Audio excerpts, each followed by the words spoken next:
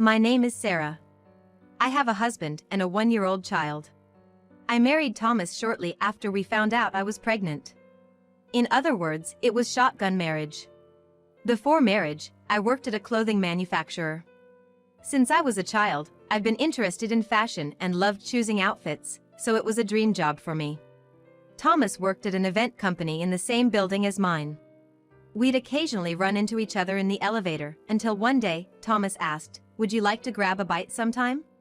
Thomas was tall, well-dressed, and quite handsome, so I was over the moon when I said yes. After few dates, we began seeing each other.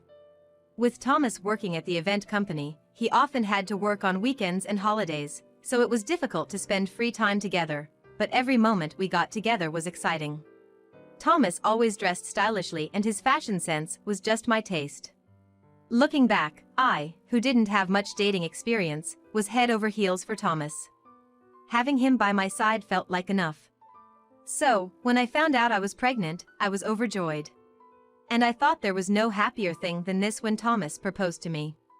But looking back, it wasn't the beginning of our happily ever after, it was the start of some hard times. After getting married, we moved into a condo. While it wasn't upscale, it was a 3-bedroom unit, modernly renovated, and I absolutely loved it. Life in our new home was joyful, and Thomas always seemed to enjoy the meals I made. While Thomas was still swamped with work and often wasn't home on his days off, he was kind when he was around and often took care of me, making me feel cherished. By the time spring rolled around, I safely gave birth to a baby boy. Thomas seemed extra happy that it was a boy and would take pictures of him daily, showing them off. Hoping he'd grow up kind-hearted, we named him Anthony. However, during his 3-month checkup, we found out he had a heart condition. Even though I had arranged a flexible work schedule after Anthony's birth, his frequent hospitalizations made it difficult for me to continue working. So, a few months ago, I officially quit and have been a full-time homemaker, supporting my husband and child. However, lately, I've noticed a change in Thomas's behavior. He used to be quite hands-on with chores and child-rearing, but since I stopped working, he stopped helping entirely. Even though I'm a stay-at-home mom, Anthony still can't walk at 1, and with his frequent physical therapy appointments at the hospital, I don't have a lot of free time. I felt Thomas was spending less time with our child. My anxiety mounted more than ever. Thomas, I get that you're tired from work, but I wish you'd play with Anthony a bit more. Play? He can't even stand up yet. I told you Anthony's development might be slightly behind. You used to help with things like changing diapers, remember? It just feels pitiful looking at Anthony. No one in my family ever had a weak heart. What do you mean by that? Look, now that you're a homemaker, you should handle it. I'm swamped with work right now. With that, Thomas, looking annoyed, quickly headed to the bedroom. That's no way to talk. I couldn't accept what Thomas was saying, but I reconsidered, thinking maybe he's been getting home late and is just stressed from work. Maybe I should have seen Thomas's true feelings then. Ever since I became a homemaker, our income has decreased, so I've been careful with our expenses, but Thomas has been spending money left and right. We were reaching a point where we'd have to dip into our savings. So, I made a suggestion to Thomas. How about we move since the rent for this condo is quite high? I don't want to. I like this condo. He replied, not even looking away from the TV. I get it. I love this place too. But we're in the red every month. Let's find somewhere cheaper. It's because you quit your job, right? You can always put Anthony in a daycare and get back to working. I wondered what he was talking about. Just the other day, Anthony had a sudden health scare and was rushed to the hospital. There's no way I could leave a child in such a condition in daycare. Thomas, do you understand Anthony's condition? We need to save money for his sake. Actually, there's a place with cheaper rent near the hospital. It's an older 2-bedroom apartment, but I think it's enough for the 3 of us. Enough with the Anthony. Stop making everything about him. His sudden outburst took me by surprise. We can live because I work every day. I'm not gonna move to some rundown place. But if we keep this up... Ugh, I'm in a bad mood now. Gonna go out for a drink. Thomas left, slamming the door behind him. Anthony started crying at the sound of his father's shouting. And tears welled up in my eyes too. Did I really do something to deserve being yelled at like that? Thomas used to be so kind when we got married. But ever since he found out that our child had developmental delays and a weak heart, he's become increasingly distant. To me, no matter how Anthony is, he's a precious being I truly love. It saddened me that my husband, Anthony's father, didn't seem to feel the same way. As I comforted Anthony, he shifted from crying to smiling in my arms. Seeing Anthony's innocent smile always calmed me down. I made up my mind. I'll think of ways to earn money while taking care of Anthony. I won't bring up the topic of moving again. I started making and selling handmade accessories and trinkets. I've always been interested in crafts and was quite handy, so when I began selling using online apps, they became quite popular, selling out quickly. At first, it was just a bit of pocket money, but gradually, as I gained customers and started taking orders, I began earning as much as someone would in a part-time job. Thomas seemed to think of it as just an extension of my hobby, but working while looking after Anthony was quite challenging. Still, I was able to save up little by little, which gave me a sense of stability and boosted my confidence. One day, as apple trees started to bloom, Anthony began acting strange. I thought it was one of his usual episodes, but he wasn't focusing and didn't respond when I talked to him. I panicked and called an ambulance. Inside the ambulance, holding Anthony's hand, I kept saying, "It's gonna be all right, Anthony. We'll be at the hospital soon." But he barely reacted. However, I thought I heard a faint mommy from him. But by the time he was taken into the hospital, he was in cardiac arrest. They have started CPR immediately, but it was in vain. My little Anthony has passed away. He was just 15 months old. After losing Anthony, I felt empty. I didn't feel like doing anything and didn't want to meet anyone. I couldn't accept the fact that Anthony was gone. Although Thomas shed tears for Anthony's death, by the next few days he was living as if nothing had happened. Seeing my deep sorrow, he said, "Anthony had been ill since birth. Maybe this was his destiny. I know. But I still can't believe he's gone. We'll probably be blessed with a healthy child next time. I hope it's a boy again."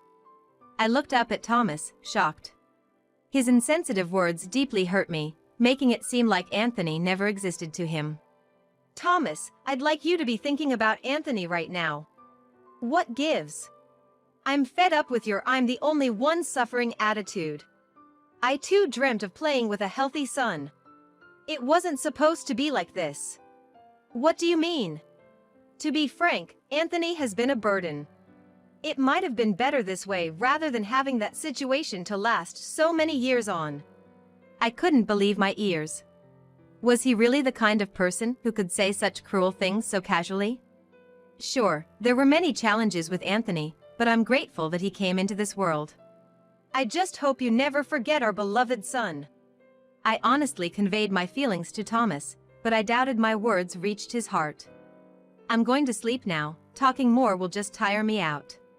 And with that, Thomas quickly retired to our bedroom. After that, I often felt downcast, unable to keep my spirits up. I didn't feel like resuming the sale of my handmade crafts, just managing only the bare minimum house chores. Seeing me like this, Thomas became even more irritable. Gradually, he started coming home late, often dining out without informing me. I felt our marriage slowly cooling down. Even though I knew this couldn't continue, I couldn't bring myself to take any action. Eventually, Thomas started saying he was on business trips and began spending more nights out. "I've been assigned to events out of state," he'd say, but I had a bad feeling. And that hunch was spot on. One day, a woman named Jennifer visited our home. Thomas was at work that day. "Are you Thomas's wife?" "Yes, and who might you be?" "I work at the same company as Thomas." "Oh, a colleague then." "Yes, and I'm also dating Thomas." "I'll get straight to the point. I want you to break up with him." "What? You've been neglecting Thomas, haven't you? I heard you hardly cook for him and there's no communication between the two of you. If you don't love him, I want you to leave him." Hold on a second. This is the first time I'm hearing about you two dating. It's not like I can just say, oh, all right, and agree to break up. Can you please leave for now? When he's about to be taken away, you suddenly become desperate, huh? But Thomas loves me. He even said he's been doing well in his job because of my support, and that includes support in his personal life. Apparently, he feels irritated being around you.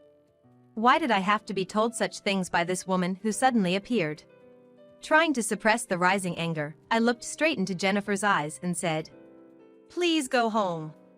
Jennifer seemed like she wanted to say something else, but reluctantly left. Later that night, when Thomas came home late again, I confronted him about what happened earlier. "What's going on? Are you dating Jennifer?" "We're not dating. She's just a junior colleague at work. We just went out for dinner a couple of times." "You've been getting support from Jennifer in your personal life, haven't you? That's why you've been coming home late lately, isn't it? Quit nagging. You're always moping around at home and won't do a thing, so don't act all high and mighty." I was taken aback and stared at Thomas. Without meeting my gaze, Thomas opened the fridge and took out a can of beer. Ignoring my presence, he turned on the TV and started drinking. I was too shocked to say anything and just stood there. A few days after the incident with Jennifer, I received an email from my best friend from college days, Margaret. It was an invitation from Margaret to reunite with our college classmates who had majored in fashion design. Back in college, it was a time filled with dreams and hopes. My relationships with these classmates, all of whom had studied fashion design, were different from my other friends. They were the ones with whom I could truly be myself. Maybe I should go. But on the other hand, most of my classmates had made it big in the design industry. I felt too broken and embarrassed to show myself in front of them. While I was lost in these thoughts, my phone rang. It was from Margaret, the friend who had sent me the email. "Sarah, it's been a while. Are you okay?" Hearing those caring words from my best friend after so long, I felt she truly understood my current state. "I'm not sure if I'm okay," I said, tears welling up in my eyes. "I'm off today. Can I come see you?" I was overwhelmingly happy, feeling the love and concern from my best friend who was ready to be by my side immediately. "I want to see you too." Within an hour, Margaret was at my house. Then I told her about the passing of my beloved son, Anthony. "I didn't know. You haven't changed, still keeping all the pain to yourself. It must have been tough, right? Sarah, you really did your best," Margaret said as she prayed in front of Anthony's memorial plaque and photo. "He looks so happy in this photo. Feels like he's saying thanks, Mom, to you." Hearing those words, my tears just wouldn't stop. On the last day when he was rushed to the hospital, I felt as if Anthony, unable to speak, was calling me Mom. Maybe he was trying to thank me back then.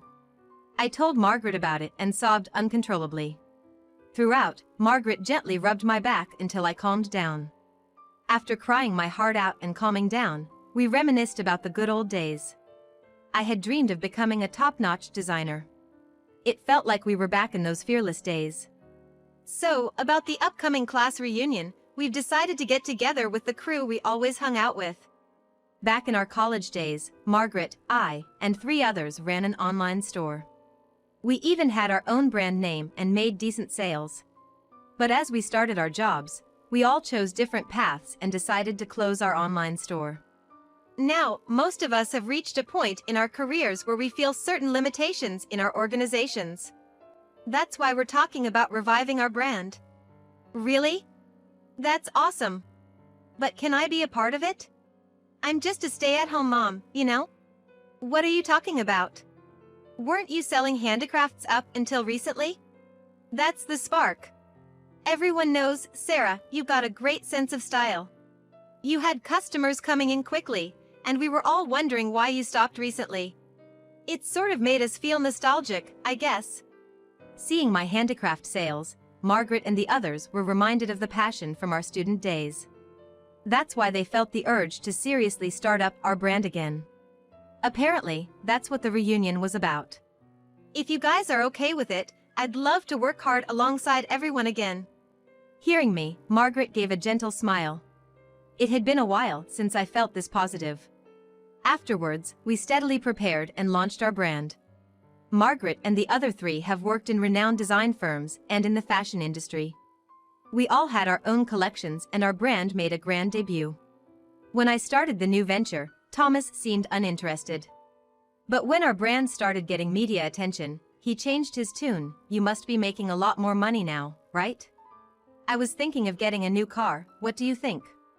I'd rather not spend recklessly since we've just started and it's still unstable. Plus, we've only had the current car for 3 years, haven't we? I replied. But as usual, he snapped, don't act so high and mighty. You have all this because I've been supporting you. However, his words didn't shake me as much as they used to. I felt like I was slowly finding myself again. But an event occurred that plunged me even further into the depths of despair. The day before Anthony's first death anniversary, Thomas suddenly had a business trip and said he couldn't make it. What do you mean? It's an important day, isn't it? Couldn't you have changed the business trip for a day like this? It's a project I'm in charge of, so of course I can't. Besides, let's just drop it. I want to forget about Anthony. Go visit the grave by yourself, okay? I thought he was the worst. The trust between us as a married couple had been crumbling for the past year, but today's words made something inside me snap. I get it, I'll go alone. I'll take care of your important matters alone too. Thomas looked puzzled but left hurriedly, as if feeling guilty. Thomas was not on a business trip. It was a trip with his lover. And the partner was not Jennifer. Fed up with Jennifer, who was pressing for marriage, Thomas had found a new girlfriend. I saw it all. But it was thanks to Margaret. A few months ago, when our brand started, Margaret brought up something important. Sarah, do you know about Thomas and forgive him? His affair? I know about it. A woman named Jennifer came and yelled at our house once. I answered, looking down. It's not that. Actually, Thomas's event company had a deal with my former workplace. So I know Thomas's immediate boss well. Thomas is a natural womanizer. He even had a girlfriend when he married you. Not Jennifer either. He had been flirting with that girl for a year. She was serious, so her heart broke and she couldn't come to the company anymore. No way! Indeed, Jennifer was a cute woman, but she seemed serious. I'm sorry, actually, I've known about this since the beginning of your marriage. The boss was worried about you, and I thought Thomas must be up to something, but I never thought he'd be such a scumbag. Sarah, maybe you should live your life the way you want from now on. It's weird coming from me, who's not even married, but... Margaret, thank you. If it wasn't for you, I might not have recovered yet. I'll take your words to heart, and I'll decide what to do for myself. At that time, I firmly believed that I wouldn't look down anymore and would keep walking forward. That's why that day was the last chance for Thomas. I hoped that if Anthony felt the same way as a son, we could have another talk. But Thomas wasn't feeling that way at all. He even wanted to get rid of his memories of Anthony. That's why I decided. Actually, Jennifer was not convinced at all and was preparing to sue Thomas for sexual harassment. I intend to assist Jennifer as a witness. I also made up my mind to divorce him. Once the facts are clear, divorce will be inevitable regardless of his intentions. I held a memorial for Anthony's first anniversary while he was away. I wasn't alone. All my co-workers, including Margaret, attended. I'll never forget this favor. Then I packed my belongings and moved into a secure high-rise apartment that Margaret introduced to me. I got several calls from Thomas in the next few days. Ignored the first 10 calls and answered the 11th. What's going on? I haven't heard anything about a divorce. Oh, you're back. You have a partner, so it's just right, isn't it? That's not the point. Jennifer's suing me for harassment, and it's causing a mess at work. Can you help me out a bit? I thought he was terrible to the very end. With no regrets, I said, sorry, but I'm gonna help Jennifer, not you. Do you realize how many women you've hurt? Probably not. I don't think we'll be speaking directly anymore. Goodbye. I could hear Thomas shouting on the other end, but without hesitation, I hung up. Later, with testimonies from my coworkers and I, Thomas had to pay Jennifer the compensation. It goes without saying that several women followed Jennifer and filed suits. Thomas had no choice but to resign from his job. Now, he's working at a convenience store and apparently paying off compensation to those women. Such is the fate of a man who selfishly hurt women.